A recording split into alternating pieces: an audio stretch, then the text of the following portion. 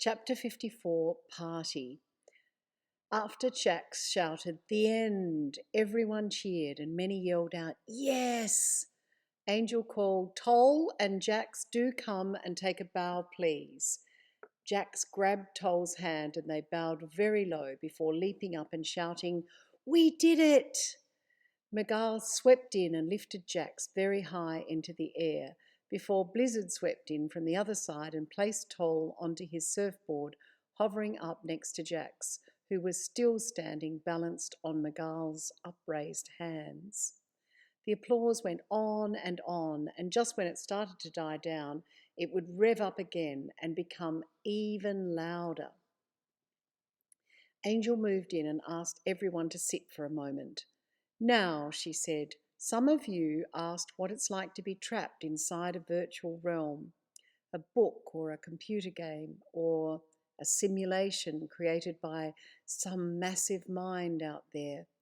Do you want to hear more about that?" "Yes," shouted some, and others yelled, "No." "All right," said Angel. "Mixed bag there. Those of you who want to talk about it, I'm going to ask Toll and Jax to run a few classes next week." Everyone cheered. "Now," said Angel, "Miguel, why don't you take over?" Miguel took the conch shell. "Thank you for listening to this story," he said. "It's been my wish for many centuries that we would have more magic time pirates in the world, people who are willing to be strong and brave and kind, no matter what's going on in their lives." Everyone cheered. "Mouse," shouted Miguel, "come over here, next to me." Mouse flew in her wheelchair and settled in beside Miguel. "Consider this fine young time pirate in training," said Miguel. "I have never known her not to be kind. She takes to her training like a dolphin does to water. She trains in kindness as if being kind is a muscle that has to be built every day." Mouse asks herself when she can be kind and when she cannot. "Mouse, tell them." Miguel handed Mouse the conch. "Miguel is right," said Mouse. "Being kind is truly one of the strongest and bravest things you'll ever do, and it does take training.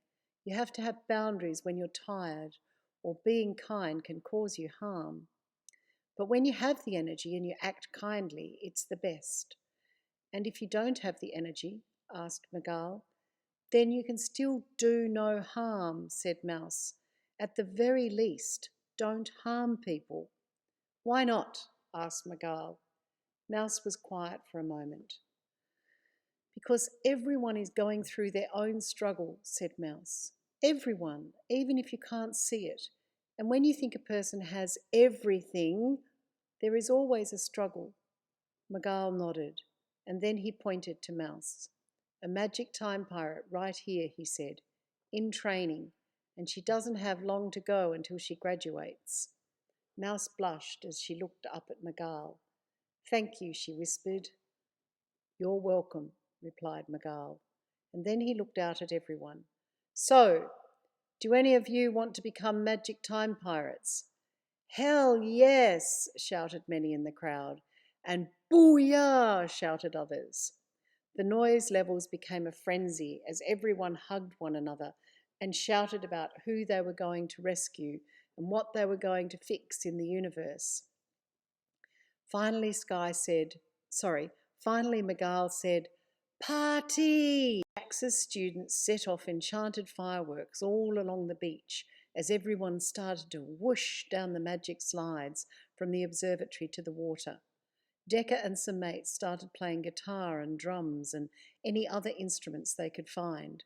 Soon there was dancing and swimming and a whole lot of wild fun, and pod upon pod of dolphins rushed in towards the shore, squeaking and leaping and hurling their bodies about to make enormous splashes. Some of them offered people rides along the beach, and others played games with anyone who wanted to. The time fairies had fun upsizing and downsizing depending on the sort of game. The noise and laughter became louder and louder. Angel, Miguel and Blizzard gave the Shearwaters a tour of Marescimar. With them went Nose, Bullant and their parents, and also Squid and Tilly. Nose allowed Squid and Tilly to squeeze into his sidecar. They loved it. "Could I ever fly your wheelchair by myself?" asked Squid. Miguel turned around to stare at Nose and Squid. "No," he said, "that wheelchair is tailored to Nose. It was designed for me to begin with, but I've used my magic to make it Nose's best friend. It would never obey you." Squid looked surprised and Nose looked very proud. "Thank you," he telepathed privately to Miguel. "You're welcome, my very good friend," replied Miguel. "Always remember your boundaries. Some things are very much your own." Nose smiled, feeling on top of the world. Mouse joined him. "I love your wheelchair," she said. "Me too," said Nose. Sky ran over. "Mouse, I badly want to join the wheelchair club," she said, "and I also wanted to meet you, Nose." Nose beamed. "Consider yourself met," he said, smiling at Sky, and turning to Mouse he asked, "You have a wheelchair club?" Mouse held her head high. "Absolutely," she said, "and you're both welcome." The new friends laughed and gave one another high fives. As the tour group continued with Angel, Blizzard and Miguel, they passed by all the wonders of Marescimar. As the tour group continued with Angel, Blizzard and Miguel, they passed by all the wonders of Marescimar. "So elaborate," said Palace. Angel smiled. "We've had thousands upon thousands of years of peace to make it like this," she said. Storm and Palace grinned. "Incredible," they murmured. "Could we study here?" asked Nose. "Absolutely," said Blizzard. "We need brave people like you," said Miguel. "People who are brave and also know how to be kind," said Angel. Nose grinned from ear to ear. Sky and Mouse gave him another high five. Jute, Dodger and Dorrit sat with Asmax and Xavier, talking about how Dodger and Dorrit would love to study with them on the land of ice, would love to study with them on the land of ice, in the land of ice and fire, if it would be possible. "I'm thinking of starting up a university dedicated to the physics of enchantment," said Asmax, "but I must have the blessing of my own daughter, and it must be facilitated with Marescimar, of course." "Understood," said Jute. Dodger and Dorrit sat quietly playing on their magic devices. "What happened to your friend Luna Wanna?" asked Asmax. "We heard about her in the story." Dorrit's eyes lit up. "Oh, she's on a holiday, but she wants to study wherever I go, so maybe she could come to the land of ice and fire too. Her mother's mother was an ice witch, so she'd fit in," said Dorrit. Asmax nodded. "Wonderful," she said. Meanwhile, down on the beach, Sky had joined Ben, Minnow and Frank, who looked excited. "No more Isla!" shouted Minnow. "Yes!" yelled Sky. "Never again!" squealed Six. "No more filthy!" yelled Ben. "Gone!" shouted Jem. Minnow and Frank hugged the little girls. "Does Petrol know they finally got what was coming to them?" asked Minnow. "I hope so," said Sky. "Let's ask," said Frank.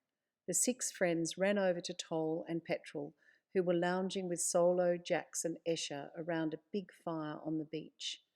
"Petrol," said Sky, "did you know that after Isla attacked my family, she ended up in prison?" "She did," added Jem. "She's gone," said Six emphatically. Petrol laughed out loud. "I did know that," she said, "but thank you so much for reminding me. It makes me happy every time I remember it." Solo and Toll gave one another high fives. "Best news ever," said Solo. "Ever, ever, ever," shouted Toll. Sky, Jem and Six grinned. "So good," they said in unison, and then laughed. "Hey," said Sky to Escher, "we're going to go on some more time travel adventures soon. You worked with Blizzard all those years. Was it scary?" Escher frowned. Not so much scary as disconcerting, he said. You have to know that you're safe, or you'd never do it. But you really do wonder where you might end up. Sky nodded. And have you ever gone in the lighthouse to the lounge room where Solo saw you? Asked Frank. Not yet, said Escher, but it must be soon. Solo said we were teenagers, and I'm not going to be a teen for much longer. Jax grinned. I wonder when it'll be, she said. I wish I could join you, said Ben. We could ask, said Jax. No, said Minnow, because Solo's already lived it without you. I could hide out the back with Blizzard and not even say hello, said Ben. Solo laughed. Maybe I dreamed it all, he said, and it never happened. Really? Asked Jax. Do you really think so? Nah, said Solo. It was pretty real. Time travel is amazing, said Escher, and being a magic time pirate is the best. You get to return time to people who've had it stolen. I've not done it personally yet, but I've seen Blizzard do it. Jax nodded. Sorry, I've not done it yet, but I've seen Blizzard do it. Jax nodded. Miguel told me about some of his adventures, she said. The best. And look at what happened to Sky, said Ben, and me. And us, shouted Jem and Six. And me, yelled Decker, lifting Jem onto his shoulders. What about when the time virus attacked me? It was dreadful becoming the cruel bully. Sky laughed. At least we've had all of our time returned to us, and the princess said to focus on that, she said. She most certainly did, said Decker. Sky continued. I'd love to help others have their stolen time returned. You'll get to it, said Jax firmly. I know you will. Decker agreed. Definitely, he said. Sky smiled and stared out to sea. Look, she said. Everyone turned towards the water. Some bright lights shimmered near the horizon, but high up in the sky, the most wonderful song was playing, as if the lights became brighter. The most wonderful song was playing, as the lights became brighter. It sounded a lot like this one.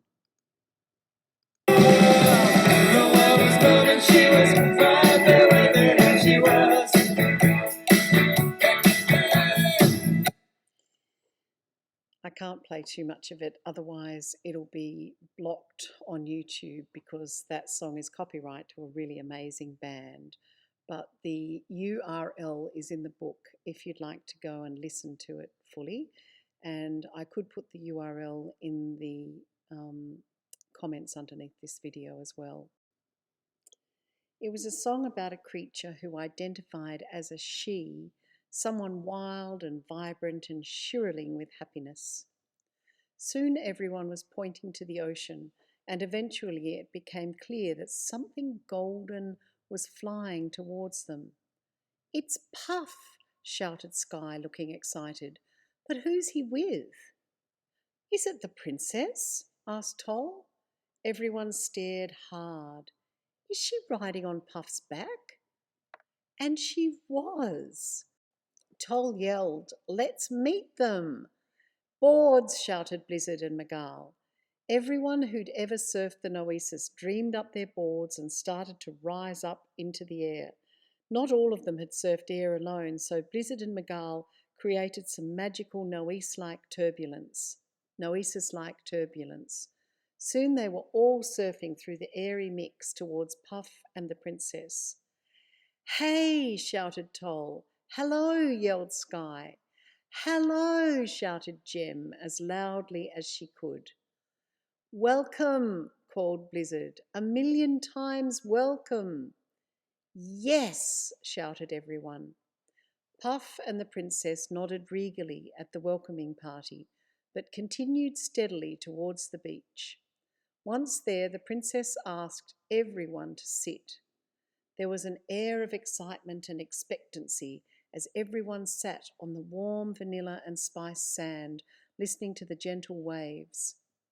Thank you for your warm welcome, said the princess, still seated on Puff's back. Puff looked so calm and happy. And thanks go to Puff for bringing me to meet all of you. Puff bowed his head. No one dared to cheer. The princess had somehow hypnotized them all with her ever-expanding stillness. It enveloped everyone. "I have a message for the students and mentors at Marescimar," said the princess.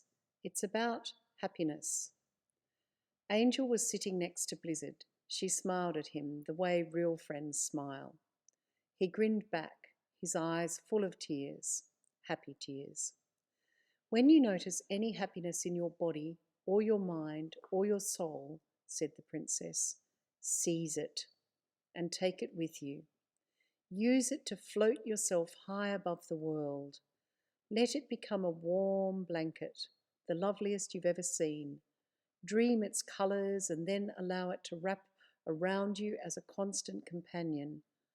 Warm when you need warmth and cool when you need to calm down.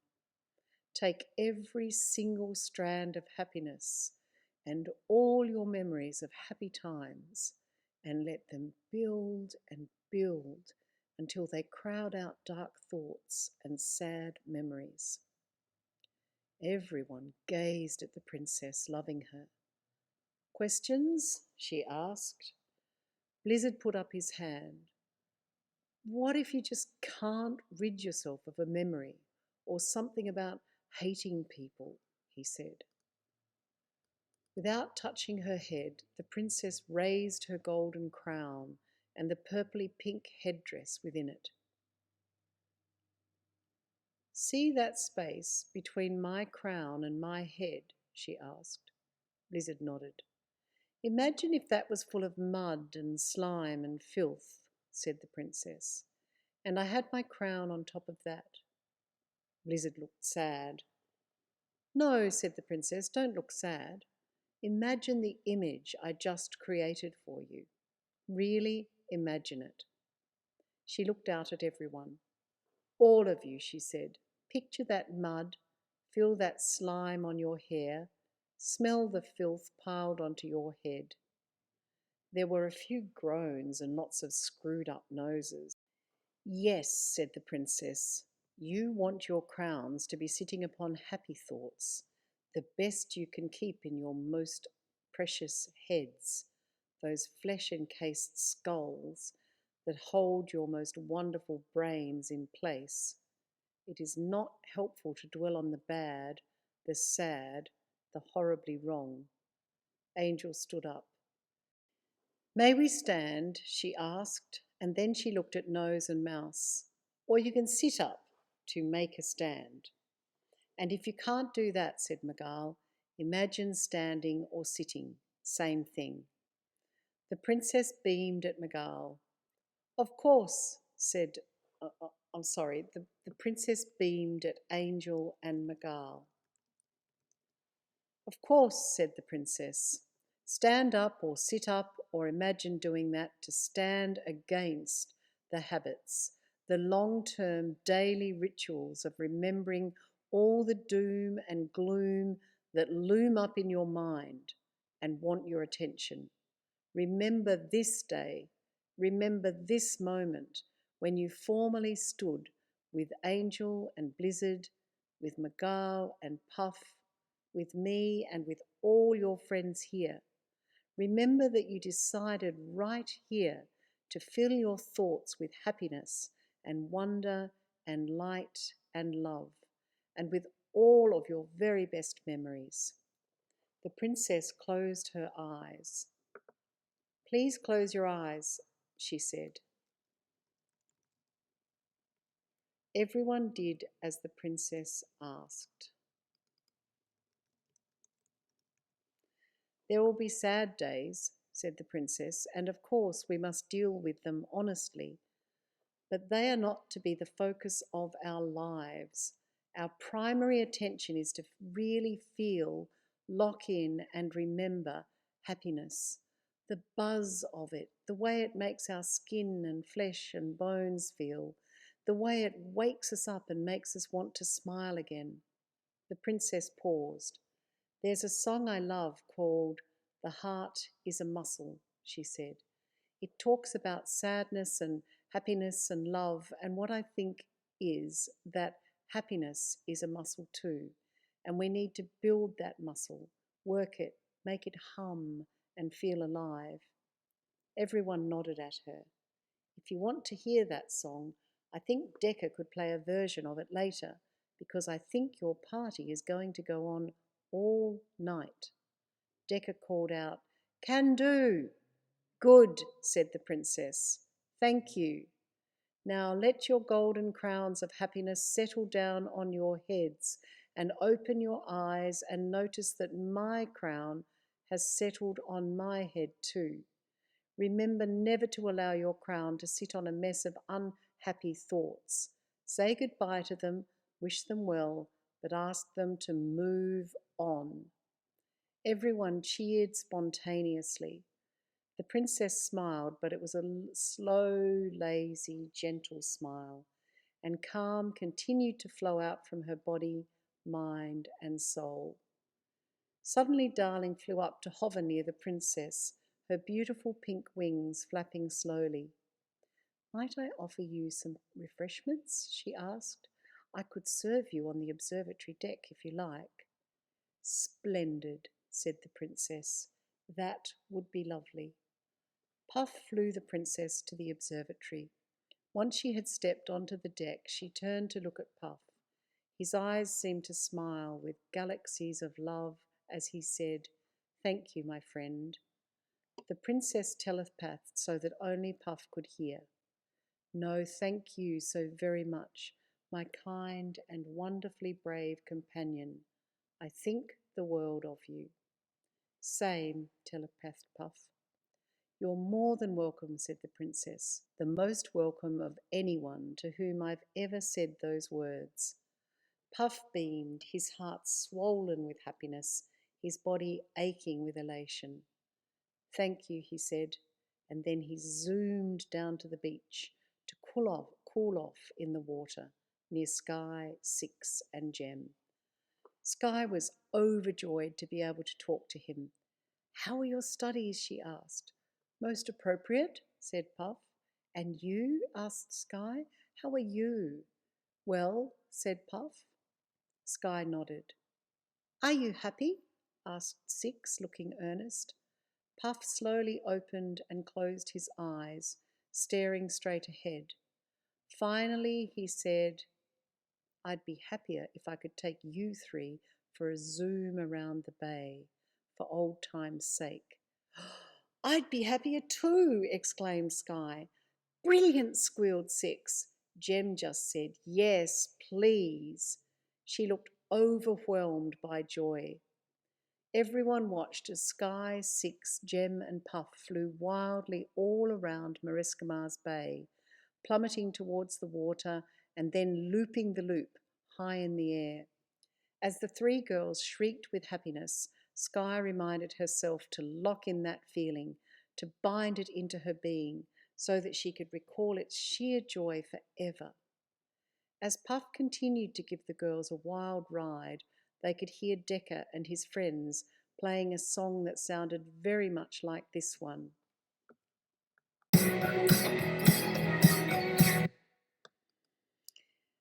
And that's a wonderful song which you can listen to because I've put the URL in the book. Remember, the heart is a muscle, and so is happiness.